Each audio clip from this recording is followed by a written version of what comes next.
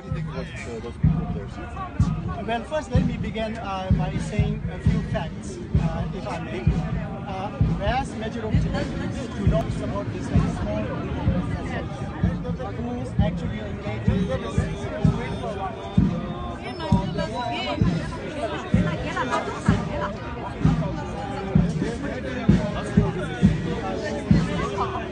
Landmark 80th birthday of this here in I call upon them to really stop this defamatory campaign against the holiness immediately. The prayer that they're talking about, you know the name of it. Actually, they allege that His Holiness has banned the practice of street worship, but that's not really true. Which is called what? Shugden.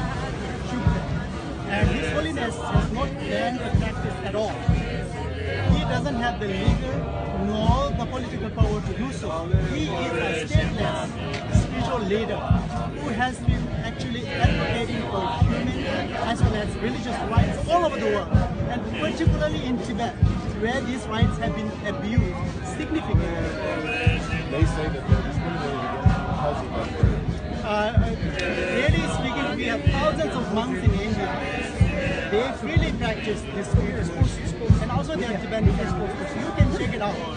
No one has been discriminated.